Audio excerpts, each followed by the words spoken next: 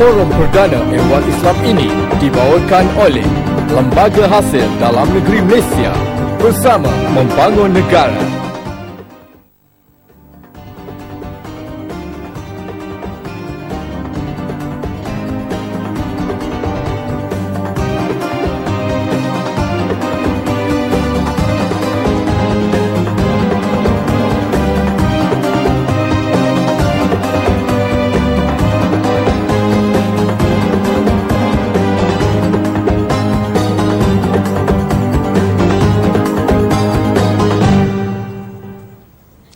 Bismillahirrahmanirrahim. Assalamualaikum warahmatullahi wabarakatuh. Salam sejahtera, salam hormat.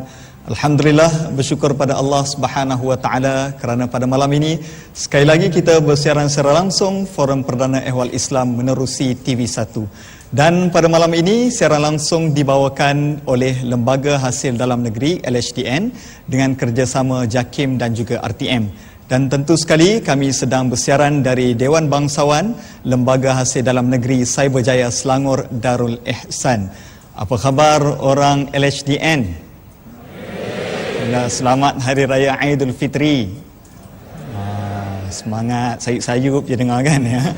Baik, Alhamdulillah, dan kita alu-alukan juga kedatangan yang berbahagia Tan Sri Dr. Muhammad Syukur Haji Mahfar, merupakan CEO Lembaga Hasil Dalam Negeri. Terima kasih bagi Tan Sri, dan juga turut kami mengalu-alukan yang bagi Tan Sri Muhammad Zabidi Zainal, Ketua Pengarah Perkhidmatan Awam. Terima kasih kerana sudi bersama dengan kita pada malam ini. Baik, dan begitu jugalah kita harapkan kepada para penonton kita di rumah sebagai semuanya sihat sejahtera, kumpulkan sanak saudara, ahli keluarga, anak-anak, adik-beradik untuk bersama dengan kita dalam durasi masa 60 minit untuk kita mengupas tajuk kita malam ini, dan insya-Allah akan memberi manfaat kepada kita khususnya umat Islam. Baik, saudara penonton yang dirahmati Allah Subhanahu wa taala, kurang lebih 1 bulan kami tidak bersiaran secara langsung sejak daripada bulan Ramadan sampai ke awal Syawal, dan ini merupakan secara langsung kali pertama selepas kita menyambut Aidilfitri. Dan seluruh rakyat Malaysia telah dikhabarkan dengan tragedi pesawat MAS MH17,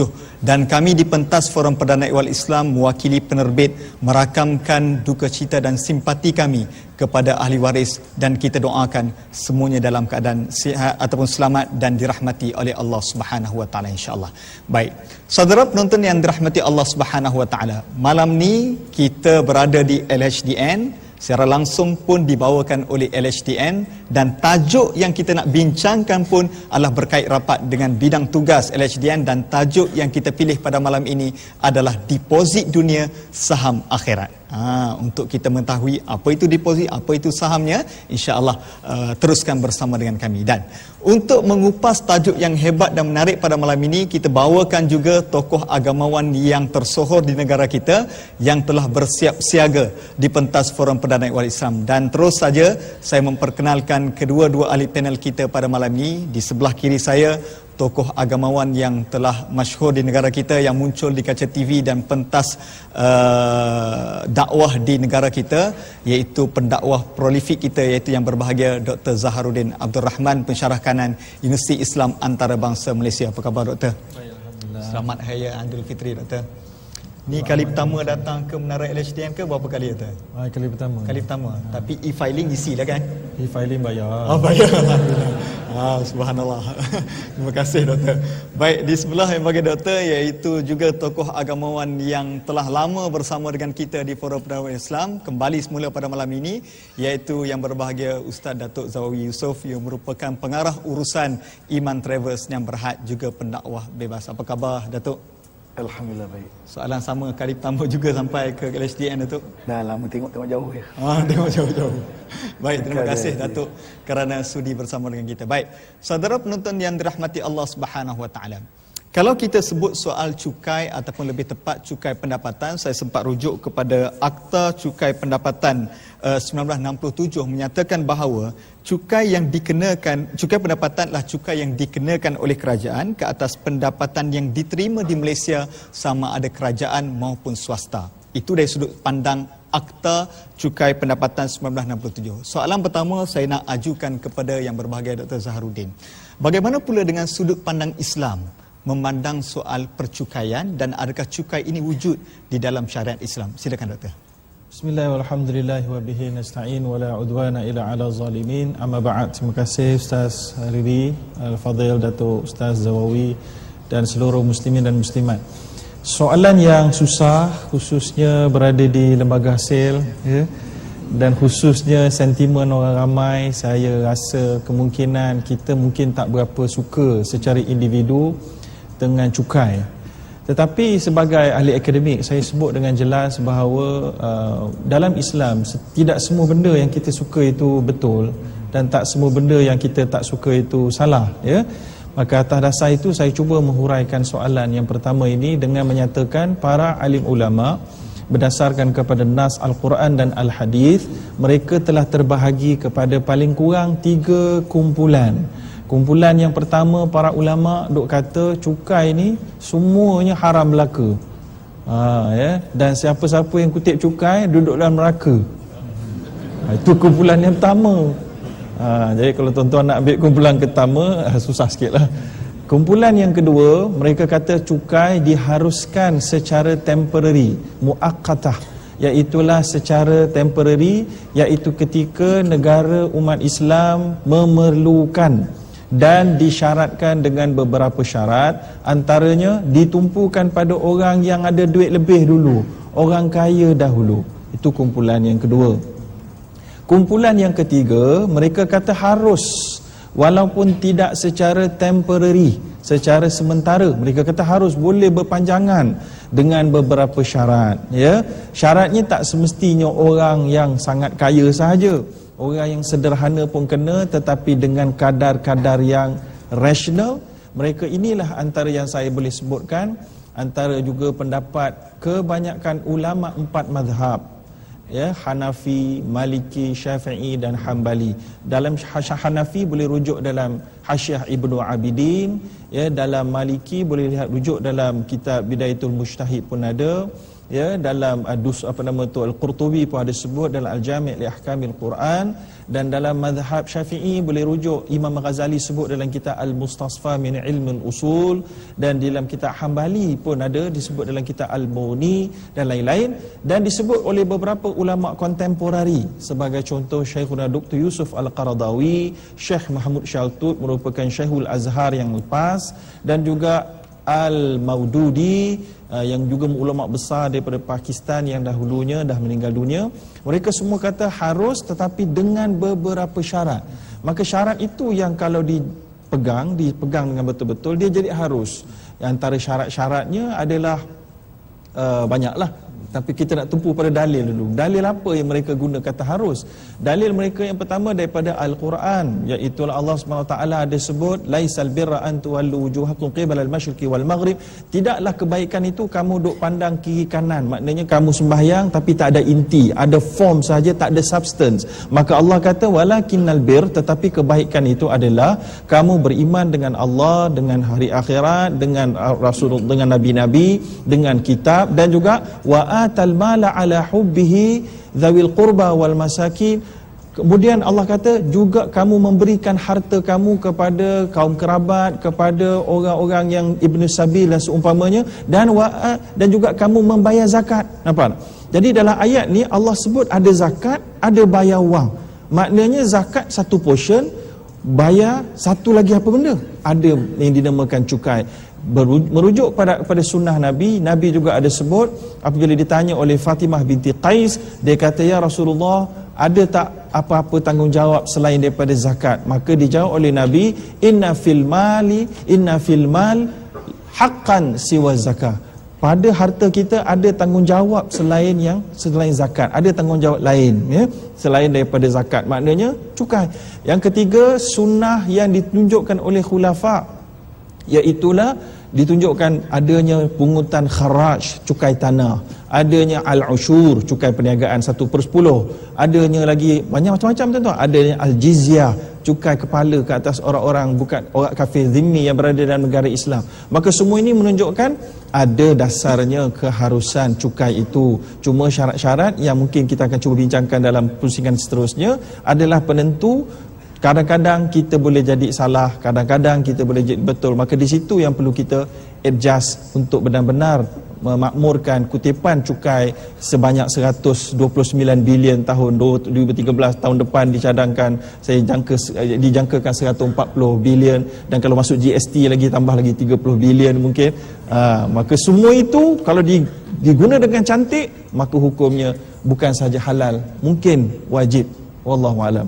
Alhamdulillah, saudara penonton sekalian, saya fikir satu mukaddimah penjelasan pembuka forum kita malam ini dengan begitu baik untuk menerangkan kepada kita soal hukum, soal dalil, dan semuanya disandarkan kepada dalil-dalil yang telah disebutkan tadi. Baik, saya ingin war-warkan juga kepada para penonton sekalian, bagi mereka yang ingin berinteraksi bersama dengan kami, ingin menumpahkan soalan anda, bertanya soalan, anda boleh layari saja laman Facebook kami di www.facebook.com/forum Perdana Ehwal Islam.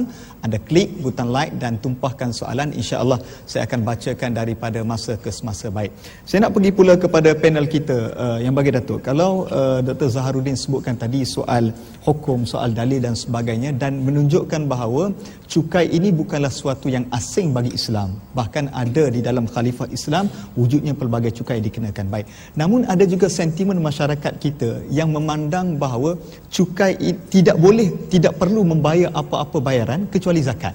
Maknanya cukai ini haram bagi mereka, dan mereka menggunakan dalil yang pertama tadi. Mungkin Ustaz boleh komen tentang situasi masyarakat ini. Silakan Ustaz. Bismillahirrahmanirrahim.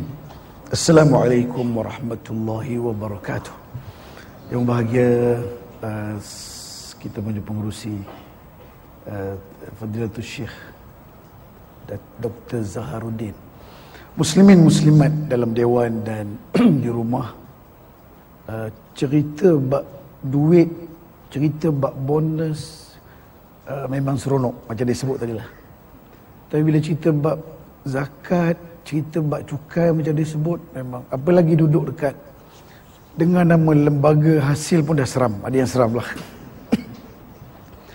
Kalau ditanya tadi, Dr. Zaharuddin sudah sebut bahawa satunya ada hukum, yang keduanya dari sudut keperluan, dan sudah di senarai-senarai nama yang ulama-ulama kontemporari tadi tu mengatakan memang ada keharusan yang kuat di samping al-kharaj, al-ushur yang disebut tadi tu, al-jizyah, pihak kerajaan mengadakan cukai sebab untuk berbelanja.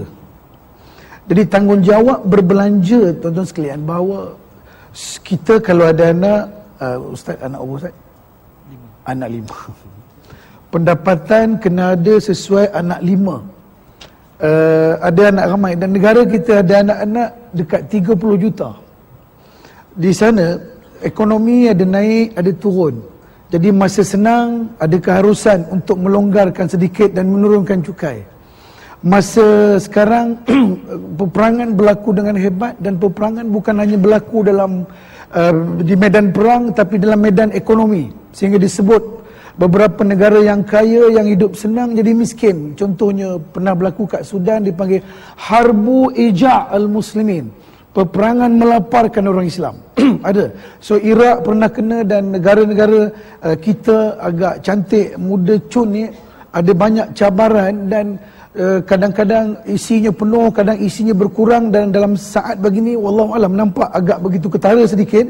Kesungguhan yang disebut tadi, bayar zakat dengan bayar cukai, saya nampak hari ini tak tahulah, sebab zakat dalam Islam ni dipanggil tathhir, zakat untuk membersih. Jadi orang rasa nak bersih-bersih, duit dia bayar. Dan ada pun cukai dalam bahasa Arab dipanggil dharibah. Dharibah maknanya tekanan. Jadi bila ditekan baru dia bayar.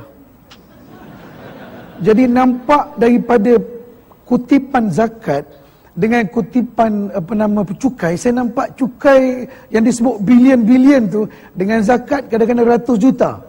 Jadi boleh jadi yang pertama sebab kaedah hukum, yang keduanya penguatkuasaan, kesungguhan, cukai yang tekan, sebab tekan orang degil, tekan, suruh, kejar, lari-lari dia mari balik, bayar juga akhirnya.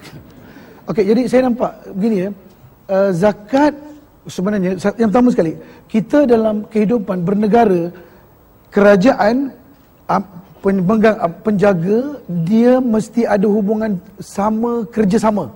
Kerja serupa, kerjasama. Kerja serupa lain, kerjasama lain. Kerjasama maknanya yang ni belanja, yang ni membina, kemudian yang ni berbelanja untuk akademik, untuk universiti, dan ada yang satu lagi memberi kerjasama membayar. Maknanya tanggungjawab rakyat terhadap kerajaan dan kerajaan terhadap rakyat bila diberi amanah untuk memakmurkan duit negara dengan mesti ada bayarannya. Satu. Yang kedua, sebenarnya orang bayar zakat, dia bayar zakat dan hari ni kita ada ribat dia panggil. So pembayaran itu anda kena bayar zakat wajib dan kemudiannya dia ada yang kita semua tahu perkiraannya, resit anda bayar tu boleh menyelamatkan anda, mengurangkan bayaran. Dan untuk maklumat anda, kata Muhammad Asad dalam Islam at the crossroad, cukai yang diperlukan oleh kerajaan yang berpatutan dengan zakat peranannya sama untuk membangun. Cumanya zakat asnaf tertentu, tetapi cukai lebih khusus, lebih umum kepada segala perbelanjaan. Begitu juga cara mendapat zakat hanya orang Islam saja, dan cukai daripada non-Muslim untuk perbelanjaan yang lebih umum kepada masyarakat. Jadi saya nak sebut. Yang kedua, kalau kita dah bayar zakat, selamat. Cumanya, kalau Dr. Zahrudin sebut di ujung tadi, berkemungkinan wajib kalau diperlukan. Saya sebut, perkataan wajib ada dua. Satu, wajib, zakat Allah suruh bayar. Allah suruh bayar, tapi kenapa juga ramai orang tak bayar? Sebab Allah wajib, tapi dia tak wajibkan diri dia. Tak bayar jugalah walaupun wajib. Jadi yang bernama dosa, yang namanya neraka tu dia tak pernah nampak lagi. Tapi lembaga sendiri, awak tak bayar, saya kejar, yang tu nampak. Bila nampak, susah, yang itu terkejar-kejar, akhirnya terpaksa bayar juga. Cuma saya nampak, tolong tunjuk tanda cinta kepada negara. Antara tanda cinta kepada negara ialah negara milik kita, kita kena jaga kelangsungan dalam ekonomi dan menghadapi globalisasi yang begitu mencengkam hari ini. Kita kena bersama membantu dan menolong. Dan kita ada anak, ada keturunan, ketenteraan, kesihatan, semua perlu belanja. Dan kalau kita ada kesedaran itu, kita akan turut berbelanja dan menyumbang untuk negara. Dan cumanya satu benda yang kadang-kadang ada orang dia mencengkam dia kata ini kenapa belanja macam ni. Sebab itulah pihak kerajaan di sana juga perlu lebih berhemah. Pesanan Ibn Khaldun dalam berbelanja lebih berhemah, jangan keterlaluan, jangan ada kebocoran, keterisan, lebih menenangkan kepada pembayarnya. So ada tiga, bagi kefahaman supaya dia tahu, bagi akidah berkait dengan agama supaya dia mahu, dan insya-Allah jangan takut, Allah akan tambah. Kita bayar zakat, Allah tambah, dan perbelanjaan pun Allah tambah juga dari sudut penggandaan malaikat yang akan menambah pahala dan rezeki yang bertambah bila kita membayar untuk negara. Wallahu a'lam. Jelas kepada kita maknanya zakat pun ada ibadah di sisi Allah, maka cukai juga pun adalah untuk kita membangunkan negara kita dan juga dikira sebagai ibadah kepada Allah SWT. Baik, kalau kita lihat dalam soal di dalam Islam, ada beberapa kaedah fiqh yang menyatakan bahawa antaranya menyebut tentang bahawa tindakan ataupun pendekatan pemerintah kepada rakyatnya berdasarkan maslahah, iaitu manutun bil maslahah. Mungkin doktor boleh kembangkan lagi, beri pencerahan, adakah cukai ini juga adalah tujuannya untuk menjamin ataupun menjaga maslahah ummah? Silakan doktor. Bismillahirrahmanirrahim. Walhamdulillahi wa bihi nasta'in. Baik, jadi kaedah itu memang telah pun disepakati wujudnya dan kebenarannya bahawa kerajaan ataupun pemerintah yang dilantik secara sah perlu berfikir mendahulukan rakyat dan kemaslahatan pengurusan mereka. Lalu kalau di Malaysia, setakat setahu saya, bajet Malaysia tahun 2014 yang lalu, belanjawan mengurus negara memerlukan 261 bilion ringgit Malaysia. Tetapi pendapatan negara pada tahun bajetnya adalah hanya 224 bilion. Maknanya ini kurang atau defisit 40 lebih bilion. Maka sebab itu kita nak GST. Mungkinlah. Itu kena bincang lain kali lah. Itu kena bincang lain kali lah. Sama ada betul ke mudarat banyak ke, manfaat banyak ke. Saya cuba membaca banyak sumber yang akademik, yang profesional. Saya ada kesimpulan saya sendiri, tapi mungkin tak boleh bincang sekarang. Cuma apa saya nak sebut, memang itu bermakna bila belanjawan negara defisit, maka kerajaan tidak mempunyai keuangan yang cukup untuk mengurus dengan efektif. Maka atas dasar itu, kerajaan membayar cukai dikira 129 bilion itu, kalau dipotonglah, katalah okey, kerajaan mengisytiharkan tak perlu bayar cukai apa dah, semua boleh relax. Bayangkan, slashkan 129 bilion, lingkuplah negara. Saya masih ingat ketika mana saya membuat PhD dahulu di United Kingdom, ketika itu kerajaan baru bertukar, kerajaan lama tewas, kerajaan baru naik, maka kerajaan baru ni dia dah war-warkan dalam dia punya manifesto untuk kurangkan perbelanjaan. Lalu dia pun slash sana potong sini, maka terpaksalah polis dibuang kerja, maka hospital dibuang kerja sikit, jabatan kerajaan ditutup, bajet ditahan. Maka orang bising juga. Masa mereka menyebut manifesto mereka, orang suka, wah inilah bagus, untuk long term bagus. Tapi bila mereka in power, mereka mengimplementasikan apa yang mereka buat, maka orang pula rasa kelam kabut, sebab ada kena buang kerja dan seumpamanya. Lalu dari sudut Islam, pemerintah kena tengok, kalau mereka katalah rakyat suara majoriti menginginkan kurangkan cukai, so kalau kurangkan cukai tapi kelak nanti membawa mudarat kepada rakyat yang jelata yang ramai, maka ketika itu mungkin berlaku jenayah. Kerana apabila orang dibuang kerja, dia pergi cari kerja jenayah, ya. Sebab telah pun dirujuk oleh satu kumpulan akademik di United Kingdom, dia buat satu kajian, bila mana gap di antara kaya dengan miskin bertambah, sini ya, dia punya graf tu bila mencapah begini, setiap kali dia mencapah, setiap kali itu juga jenayah bertambah. Maknanya bila mana gap makin tinggi, makinlah bertambah jenayah. Maka kerajaan kena menimbang benda ini. Orang yang mengkritik, khususnya di Facebook, keyboard warrior, okay? Mereka memang sentiasa mengkritik. Mereka benda baik pun jadi salah, benda salah boleh jadi betul. Maka kita kena faham, kerajaan dia kena tengok daripada holistik, secara atas. Maka atas sebab itulah dinamakan maslahah. Tapi ingat, maslahah itu mestilah maslahah rakyat dan dibuktikan. Maka kita tak nak maslahah rakyat kita kata, tapi ketua audit negara punya report menunjukkan ketirisan, pembocoran, pembaziran. Maka ini perlu diperbaiki supaya kantong masuk bagus, kantong distribution pun bagus, baru orang confident. Saya ingat di negara barat contohnya, yang sempat saya tengok laporan mereka, orang bayar cukai tuan-tuan di Ireland 50%. Bayangkan kalau gaji tu 10,000, 5,000 bagi pada kerajaan. Menggelupur juga tuan-tuan. Gigil tu. Sampaikan expatriate Malaysia yang kerja doktor di negara Ireland contohnya, teringin nak balik. Sebelum tu tak fikir nak balik, tapi kena cukai 50%, menggelupur nak balik terus. Ataupun pergi kerja Saudi pula. Sebab Saudi tak ada cukai pendapatan. UAE tak ada cukai pendapatan. Qatar tak ada cukai pendapatan. Itu kalau kita dapat contoh, comel lah tuan-tuan. Tapi kena ada step by step lah tuan-tuan kan. Tapi yang kita nak beritahu, bahawa orang mampu bayar walaupun 50%, sebab report mereka, detail distribution mereka dirasai oleh rakyat. Maka itu yang sama-sama kalau kita mampu buat, lembaga hasil jangan bimbang, semua orang bayar dengan senyuman. Wallahualam. Subhanallah, kita pun mendengar dengan senyuman tuan-tuan sekalian ya. Maknanya kedua-dua pihak mesti bertanggungjawab. Maknanya yang membayar pun kena laksanakan tanggungjawab, dan yang menguruskan pun menguruskan dengan baik. Moga-moga kembali manfaatnya kepada rakyat insya-Allah. Bila doktor sebut tentang GST tadi, kita pancing Jabatan Kastam buat forum Perdana Negara Islam dan jemput doktor baliklah Baik, saya nak pergi pula kepada Datuk Zahawi. Kalau kita lihat sebagaimana Dr. Zaharuddin sebutkan tadi, bahawa soal maslahah ini adalah untuk memberi kebajikan pada rakyat. Maknanya kerajaan wujudkan sesuatu cukai dan sebagainya adalah untuk membantu rakyat, kembali mengembalikan kebajikan kepada rakyat, nak buat hospital, jambatan dan sebagainya. Namun ini tidak dirasai denyut nyadi oleh rakyat itu sendiri. Jadi soalannya Datuk, bagaimana kita nak rangsang mereka supaya mereka merasakan bahawa ini jugalah tanggungjawab mereka untuk membantu ekonomi negara dan membantu ummah itu sendiri. Silakan Datuk. Okey, bismillahirrahmanirrahim. Muslimin yang dirahmati dan dikasihi Allah sekalian.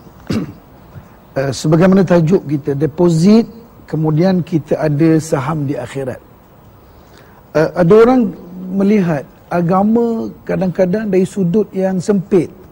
Saya buat contoh, kalau derma kat masjid, sebagai contoh, bila derma kat masjid, dia beritahu awal lagi, derma saya ni mesti bagi aircon, beli aircon, beli mimbar. Derma ni bagian tandas kawai tak say tau.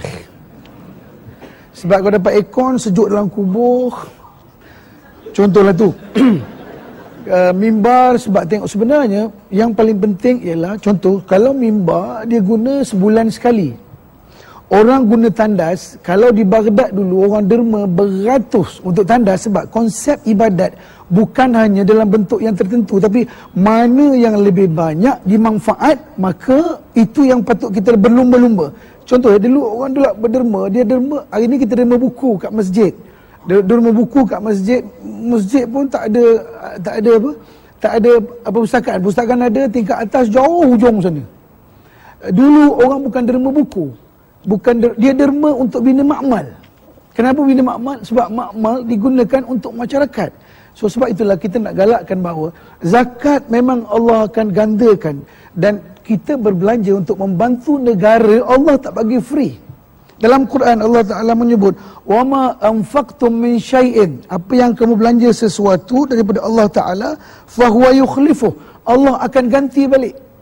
Jadi bukan zakat aja, membelanja untuk negara. Sebagaimana contoh, kita nak negara kita hebat, kita contoh, sebelum kita nak bina negara, kita kena bina orang. Hari ni lahir teknokrat, contoh, lahir seorang doktor. Doktor lahir daripada institusi yang bernama universiti. Kita nak buat zakat, sebelum nak buat zakat, kena ada institusi dulu, kena ada orangnya. So untuk melahirkan orang itu, ialah institusi daripada kerajaan yang kita wajib berbelanja. Begitu juga seorang doktor dan sebagainya. Jadi tuan-tuan sekalian bahawa kalau kita faham satunya Allah ganti, yang keduanya kita akan punya kebaikan kita berada di mana tempat. Contohnya, tengok satu universiti, itu aku derma tu. Tengok jalan raya, ini duit aku juga di sini. Tengok satu masjid, aku pun ada sumbangan kat sini. Tengok seorang doktor. So berlaku sesuatu namanya kita, kerajaan, negara adalah milik kita. So bila rasa milik kita, rasa tanggungjawab untuk menjaga dan memeliharanya. Dan satu lagi, pihak yang menguruskannya, sama ada lembaga hasil negeri, kerajaan yang dilantik, dia akan lebih bersungguh sebab ini bukan dia punya, ini rakyat punya. Amanah tu perlu dialirkan dan dimanfaatkan untuk rakyat. Yang disebut tadi tidak berlaku ketirisan. Saya buat contoh satu, Sayyidina Ali karramallahu wajhah, amanah dia dengan duit Baitul Mal, amanah dia. Satu kali ketika membagi harta negara kepada yang berhak, termasuk adik dia bernama Aqil, Aqil adik dia. Bila dia bagi sama rata, datang Aqil kata, "Bang, saya mau lebih." Sebab dia apa? Sebab dia ni adik kepada apa namanya khalifah. Ali kata, "Kalau kamu nak lebih, boleh. Kamu datang malam ni." Datang malam ni. Dan malam tu datanglah Aqil ke rumah dia dan dia tadah tangan. Kata Sayyidina Ali, "Kalau kamu nak, buka tangan kamu." Ali datang berselimut dan di tangan dia ada satu benda. Kemudian bila Aqil buka tangan aja, dia letak atas tangan Aqil, melompat, menggelupur dan diceritakan suaranya bertempik kesakitan. Bila ditanya, "Apa dia yang kamu letak?" Ali kata, "Aku letak atas kamu besi yang baru aku bakar tadi." Kenapa? Kamu rasakan kepanasan besi ni, ini benda dunia, aku tak akan khianati apa yang diberi oleh rakyat ini sebagai amanah. Kalau kamu ini baru kena besi dunia, bakar kamu dalam gelumpur. Bagaimana kalau kamu ambil hak orang di akhirat nanti, kamu akan dibakar oleh Allah Subhanahu Wa Taala. So ruh yang ada begitu, berilah nama institusi yang namanya universiti ke, college ke, yang bernama pembelian alat-alat untuk masyarakat, kesihatan ke, ketenteraan dan sebagainya. Kalau dibawa diuruskan oleh orang yang begini amanah, insya-Allah yang disebut confident akan luar biasa dan akan berlaku yang bernama bantuan daripada Allah. Sebab itu saya sebut satu poin, lembaga hasil dan negeri. Kadang-kadang kita cari orang, ada orang tipu dan sebagainya. Lembaga hasil dekatkan diri dengan Allah, kemudian ada program didik rakyat supaya tahu kewajipan ini, ada saham di akhirat, tawakal kepada Allah, Allah akan bantu, dan peningkatan yang ada itu insya-Allah tanda keberkatan. Apalagi dikaitkan bersama hubung bayar zakat, kemudian ada ribatnya pula, dan pengurangan itu memberi lebih keselesaan insya-Allah, perbanyak lebih berkat dan akan lebih baldatun thayyibatun rabbun ghafur. Datuk, saya faham apa yang Datuk makna katakan bahawa jangan takut dengan LHDN ni. Bila dengar LHDN pakat takut rakyat belaka. Sedangkan ini adalah untuk membantu negara dan kembali untuk membantu mereka sebagai rakyat Malaysia lah. Baik, saya cuba nak ambil satu soalan daripada Facebook. Kurang lebih kita ada dalam dekat 50 soalan yang sampai dalam Facebook kita. Begitu banyak soalan menarik mereka menonton rancangan kita ini. Saya nak angkat satu soalan daripada saudara Akasha. Katanya bahawa hukum membayar cukai, sedangkan kalaulah dia mempunyai tanggungan hutang yang banyak, maka mana yang perlu didahulukan? Bayar hutang ke bayar zakat? Bayar cukai? Doktor, boleh komen? Alhamdulillah. Baik, saya kira dalam borang, ikut pengalaman saya lah mengisi borang ni, borang cukai e-filing ini, ada banyak rebate-rebate ataupun tolak-tolak yang akan kita dapati. So saya kira begitu juga dengan zakat. Jadi kadang-kadang berlaku juga beberapa tahun yang lepas saya isi bayaran cukai ni, maka saya bayar terlebih. Lembaga hasil duit hutang saya, kan?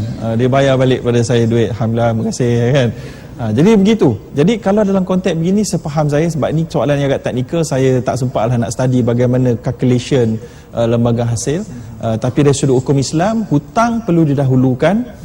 Kerana hutang, dia sampaikan Nabi kata, arwahul mu'min mu'allaqatun bidainihi hatta yuqadha an.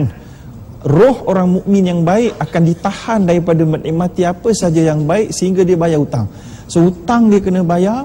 Dan saya kira mungkin ada klausa di dalam zakat yang boleh rebate dan seumpamanya, tapi tengoklah pendapatan total dia mungkin akan mengurang, maka ketika itu cukai pun saya kira mungkin tak kena macam saya juga, ada kalanya dipulang balik duit tu. Wallahu a'lam. Maknanya ada potongan-potongan yang disediakan oleh LHDN dan tidak semua orang kena cukai, iaitu orang yang kena cukai saja yang perlu membayar cukai. Baik, di dalam dewan kita ini bukan sahaja daripada kaki tangan LHDN, saya difahamkan daripada komuniti yang berdekatan dengan Cyberjaya, Putrajaya turut hadir ke dalam dewan kita. Saya rasa tidak adil sekiranya saya tidak memberi ruang kepada para penonton kita untuk bertanyakan soalan yang mereka sudah terbayang-bayang ketika mana menonton rancangan ini. Dan saya fikir sekiranya sudah bersedia, saya ambil soalan yang pertama. Silakan. Assalamualaikum warahmatullahi wabarakatuh. Waalaikumsalam Ustaz, dan Assalamualaikum juga pada Ustaz. Nama saya Nur Zahidah Adila binti Mustafa dan saya merupakan salah seorang pegawai di Lembaga Hasil dalam Negeri Malaysia. 2 tahun Ustaz. 2 tahun? Ya, saya. Jadi apa perasaan? Seronok ke kerja LHDN Oh, ni? seronok. Apa cabarannya? Sebab saya difahamkan pegawai-pegawai dia begitu hebat mengendalikan soalan daripada orang awam. Apa cabaran sepanjang 2 tahun berkhidmat? Okey, pada pandangan peribadi saya, cabaran-cabaran yang diterima sepanjang saya bekerja di sini macam mana kita nak menjawab persoalan masyarakat terhadap perspektif yang kami pungut cukai tapi masuk poket sendiri. Itu salah satu cabaran yang saya rasa paling kuat untuk susah saya nak explain pada masyarakat lah. Alhamdulillah, tapi jawab dalam keadaan tenang Memang layaklah kerja di LHDN ni. Silakan dengan soalannya.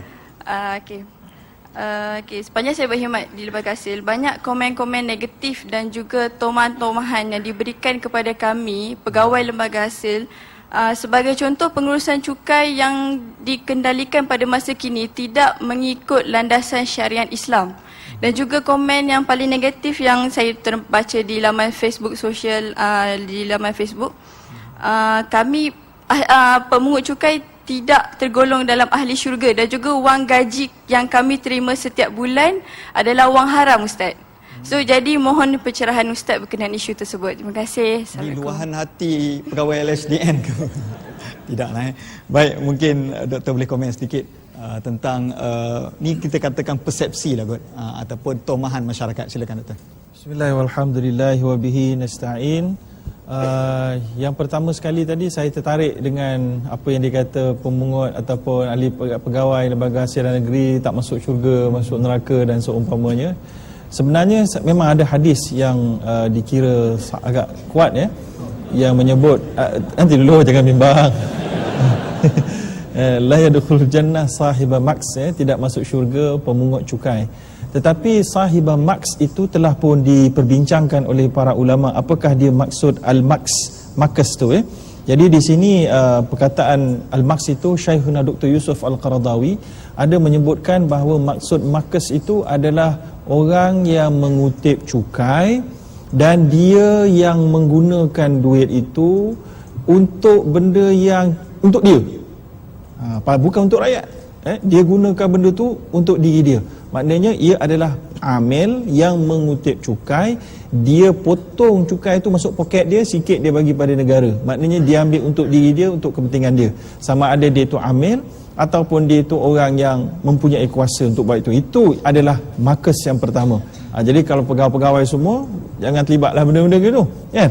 Itu yang pertama. Yang keduanya, ada juga yang mengatakan adalah sahibah markas itu adalah pemerintah yang mengambil duit kumpulan itu untuk diri mereka. Ketika itu yang masuk itu adalah pemerintah yang pecah amanah itu. Adapun yang pemungut ataupun pekerja yang buat kerja dengan amanah, kita ikut apa nama tu, keputusan polisi, kita ambil kumpul, kita letak dekat satu tempat, maka orang yang menggunakannya adalah orang lain, bukan lagi lembaga hasil. Macamlah juga pusat pungutan zakat, mereka kerja mereka pungut je, nak agih bukan mereka. Jangan marah mereka, saya tak terlibat, dia kata. Yang terlibat untuk agih adalah Baitul Mal. Maka Baitul Mal ataupun Mawib ataupun wallahu alam, itu badan yang lain, bukan pusat pungutan zakat. Maka itu yang pertama. Yang keduanya, soalannya adakah tak mengikut syariat. Nak mengikut syariat, mungkin di sana sini, ni bab siasat syariah. Kutipan cukai adalah siasat syariah. Siasat syariah ni dia tidak ada satu model yang definite, yang spesifik, sebiji. Nabi buat begini, kita kena buat begini. Tak ada. Dia tertakluk kepada manutun bil maslahah tadi, ikut kepintaran, kebijaksanaan pemerintah pembuat dasar. Maka kan itulah saya kira kalau dalam konteks jadual apa, PCB ke apa nama ni, cukai berjadual ni, kalau lagi tinggi gaji tuan-tuan, katalah gaji tuan-tuan setahun 600,000 ke atas, maka tuan-tuan kena bayar berapa? 26 ke? 26%.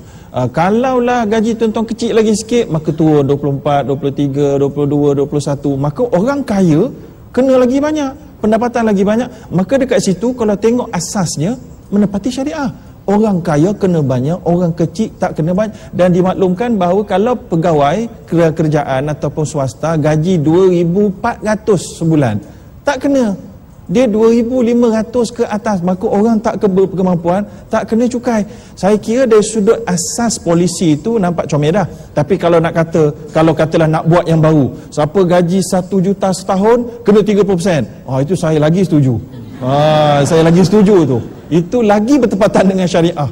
Ya, jadi kalau nak improvise, maka itu adalah lebih baik. Wallahu a'lam. Maknanya tidak ada tindas menindas di dalam penguitan ataupun dalam soal pengurusan cukai ini, dan ia di dalam keadaan adil, orang yang banyak kena pada tempatnya dan orang yang rendah kena pada tempatnya, dan inilah yang dikatakan ada ruh syariah yang di dalam pengurusan cukai. Baik, kita nak sambut satu lagi soalan daripada para penonton kita. Jadi kalau sudah bersedia, silakan. Assalamualaikum warahmatullahi wabarakatuh.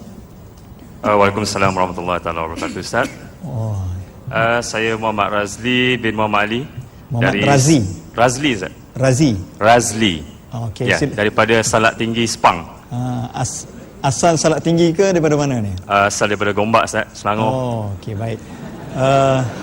Baik, teruskan dengan soalannya. Okey, Ustaz, soalan saya tertarik dengan perbincangan di peringkat awal tadi, di mana Ustaz mengajukan soalan kepada berbagai datuk berkenaan zakat dan juga cukai. Jadi dalam penerangan sebentar tadi mengatakan zakat dan cukai itu mempunyai taraf yang sama, cuma di mana ada asnaf dan di mana ada pembahagian-pembahagian tertentu dalam cukai.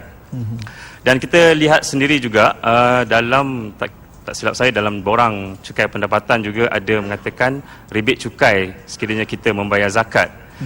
Jadi kemuskilannya sekarang ini rata-rata di peringkat masyarakat kita, terutamanya yang beragama Islam, mereka melihat zakat itu sesuatu perspektif yang lain dan cukai itu satu perspektif yang lain. Dan mereka dengan secara sengaja ataupun tidak mengelakkan cukai untuk membayar zakat. Jadi di situ tercemar atau tidaknya keikhlasan membayar zakat tu dengan mengabaikan cukai pendapatan tadi. Kerana cukai pendapatan tadi seperti yang kita tahu adalah digunakan untuk kemaslahatan ummah dalam negara, pembangunan dari segi mengurus dan juga pentadbiran. Jadi saya mohon penjelasan daripada panel berkenaan dengan keikhlasan membayar zakat dengan mengabaikan cukai pendapatan tadi Ustaz. Sekian, terima kasih. Tuan bayar zakat ke bayar cukai? Saya bayar dua-dua Ustaz. Subhanallah, hebat orang saya berjaya salat tinggi kan. Okey, baik, Datuk, soalannya agak teknikal dan clear kepada kita bahawa saya tangkap ujung soalannya adalah ada seorang yang dia bayar zakat dengan niat nak lari bayar cukai. Jadi nilai niat tu tadi, adakah dibolehkan kita berniat untuk membayar zakat pendapatan dengan tujuan nak lari bayar cukai pendapatan? Silakan Datuk. Okey. Muslimin yang dirahmati Allah sekalian. Sebenarnya yang pertama sekali, cukai pendapatan memang tak lari, kena bayar juga. Itu dah jelas. Kalau lari pun dia akan cari, dan kalau tak jumpa pakai ilmu ghaib, lain ceritalah. Tapi dalam lembaga hasil pun ada bomo-bomo yang boleh kesan, saya ingat satu. Yang kedua, kepada yang memang tak berkemampuan membayar, sebenarnya kita dah tahu tadi disebut yang layak dan tak layak. Yang ketiga, kalau kita ada kemampuan untuk membayar, hukum yang disebut tu pertamanya harus. Yang keduanya, pendapatan yang disebut tadi, pendapatan daripada cukai pendapatan ni, negara sangat besar yang kalau kurang di sini negara akan hutang dan ada masalah dari sudut pelaksanaan pembangunan dan sebagainya. Cuma yang saya nak sebut di sini bahawa kita kan kalau orang sayang, itu sayang ni. Dalam hadis disebut, hadis ni hadis ahad. Hubbul watan minal iman. Sayang kepada negara sebahagian daripada iman. Sayang negara sebahagian daripada iman. Hadis ahad. Jadi love is give. Kalau kita sayang, orang sayang ni beri, bukan tunggu. Jadi kalau sayang pada negara, anda memberi. Kalau kita rasa kurang zakat, okey, kita dah faham. Berderma yang saya sebut tadi, ada malaikat khusus yang tolong doa. Jadi kalau kita rasa saya nak jadi kaya, tuan-tuan nak jadi kaya, kaya sebenarnya bukan duit je, tapi dari sudut percaturan fiqah, kisah orang yang nak kaya, orang kaya-kaya, tanya dia, nak kaya memberi. Anda nak berceramah, pandai ceramah, kena belajar ceramah-ceramah, kena praktis dulu. Kalau nak jadi penyanyi, tolong nyanyi-nyanyi dalam bilik air dan sebagainya. So kalau nak kaya, tolong belajar-belajar memberilah. Jadi memberi yang kita beri ni, dia memberi hutang, kita memberi pada negara. Memberi pada negara, satunya tanda kita cinta. Dan satu lagi saya sebut tadi, memberi ini ialah untuk membangunkan. Saya sebut tadi, sedekah kita akan berada di semua tempat yang akhir sekalinya keberkatan itu akan datang kepada kita. Ada malaikat doa. Kalau orang tolong doa, tu imam tolong doa, ini malaikat doa. Allahumma ja'al mumsika talafa waj'al munfiqa khalafa. Malaikat tuan-tuan yang bersih, yang taat kepada Allah, doa, wahai Allah, kepada orang yang berbelanja, orang berbelanja, tolong tambah. Kepada orang menyimpan, orang kedekut, lari-lari itu, kedekut, kemudian tolong rosakkan dia, habiskan dia. Jadi kalau kita ada kelebihan, tuan-tuan sekalian, kita memberi kepada masyarakat, itu sifat Allah Al-Wahhab. Sifat memberi ialah sifat Rasulullah sallallahu alaihi wasallam. Rasulullah memberi sampai habis. Memberi untuk negara. Dan dalam cerita sahabat, ada sahabat yang kadang mementingkan untuk diri sendiri saja. Ada sahabat duduk jaga negara, duduk beribadat, yang lain pergi perang. Sahabat kata, awak jaga diri awak, kita nak jaga negara. Akhir sekali yang tu sedar dengan nasihat, tinggalkan tempat ibadat sebab ada ibadat yang lebih besar lagi. So berderma untuk membina negara sebenarnya ibadat yang sangat besar yang insya-Allah anda percayalah, bayar, orang bayar ni tak ada yang miskin. Biasa tahun ni bayar, dia akan bayar banyak lagi. Kami dapat lebih insya-Allah. Baik, alhamdulillah. Maknanya semakin banyak kita memberi, semakin banyak kita dapat.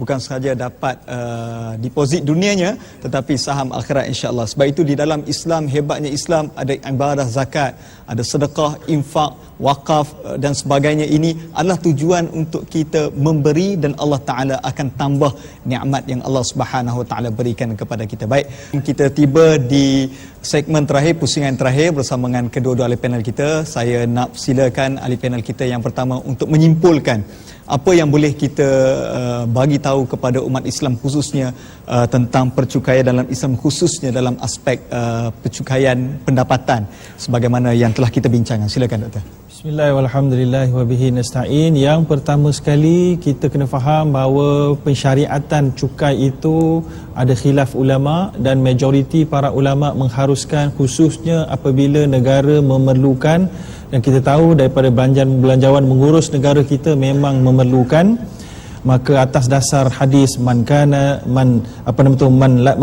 lahu fadlun zat, siapa-siapa ada duit lebih atau ada bahagian lebih, falya'ud bihi ala man zadalah, maka hendaklah dia berkongsi dengan orang yang tidak ada. Maka itu yang pertama sekali. Yang keduanya, bagi sesiapa yang rasa berat nak bayar cukai, dia rasa berat, dia gaji lebih daripada RM2,500, rasa berat sangat sebab nak bayar itu ini, kita kena faham bahawa cukai diharuskan oleh para alim ulama Islam untuk kita niatkan semasa bayar cukai itu kita bayar sedekah. Boleh faham? Jadi kita boleh dapat pahala sedekah. Ya, kita bagi Gaza, kita bagi Syria, kita bagi lembaga hasilan negeri dengan niat ia adalah sedekah, dapat pahala sedekah.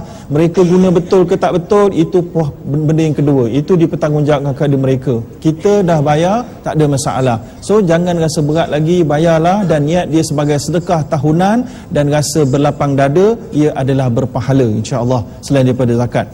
Yang ketiga, apa yang perlu kita faham, bagi pihak yang mengumpul, maka tanggungjawab mereka besar untuk telus, dan bagi pihak yang menggunakan, pihak kerajaan menjadi tanggungjawab yang besar untuk menggunakan dengan berhemah. Dan sebab itulah di negara-negara maju mereka menggunakan duit kerajaan sebagai taxpayer money, mereka sebut. Sentiasa tazkirah, muhasabah para pemimpin supaya ini duit rakyat yang membayar, maka minta tolong convincekan para pembayar bahawa penggunaan duit itu adalah tepat dan berhemah lagi profesional. Wallahualam, semoga kita semua diberkati. Assalamualaikum warahmatullahi wabarakatuh. Alhamdulillah, tuan sekalian, saya ingat poin yang begitu menarik yang boleh dipegang oleh pegawai LHDN ni, sedekah. Bila orang datang nak bayar cukai saja, tuan anggaplah ini sedekah jariah. Teguh dia murah hati sekalian. Baik, Datuk simpulkan, silakan. Okey, muslimin yang dirahmati Allah sekalian, saya punya kesimpulan sebenarnya, tadi cerita sedekah, kita ada sedekah, ada infak. Kalau kita bersedekah, kita besarkan sikit, orang bersedekah ni dia sebenarnya Allah minta pinjam.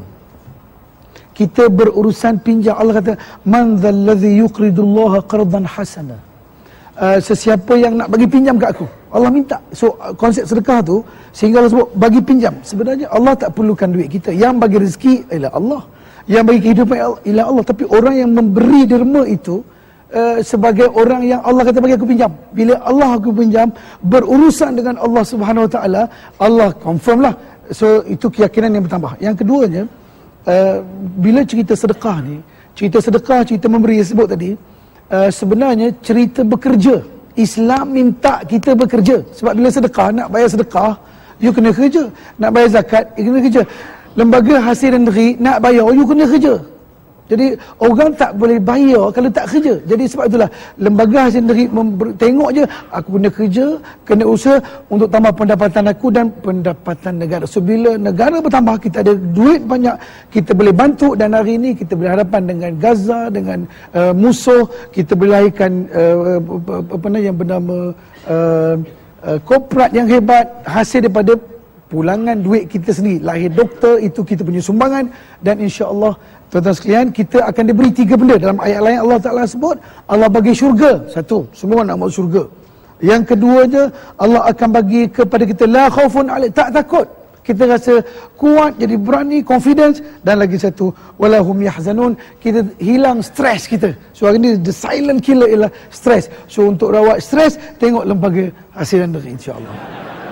Kepada Datuk dan juga Dr. Zahrudin yang telah banyak berkongsi dengan kita selama durasi 60 minit pembincangan kita. Dan tentu sekali pembincangan 1 jam ini tidak mampu mengenyangkan topik kita pada hari ini, namun boleh kita anggap sebagai membuka minda kesedaran untuk sama-sama kita berbakti kepada ummah dan negara kita. 2 perkara yang boleh saya simpulkan: kepada pembayar zakat, anggaplah ini satu jihad harta, sedekah jariah kita, dan kepada pengurus cukai, ini adalah amanah besar yang rakyat berikan kepada kita, insya-Allah. Terima kasih kita ucapkan kepada Lembaga Hasil Dalam Negeri sebagai penganjur kita pada malam ini dengan kerjasama JAKIM dan juga RTM, dan terima kasih kepada para penonton yang setia bersama dengan kami di Forum Perdana Umat Islam. Insya-Allah pada minggu hadapan kita akan bertemu lagi. Jumpa lagi. Assalamualaikum warahmatullahi taala wabarakatuh.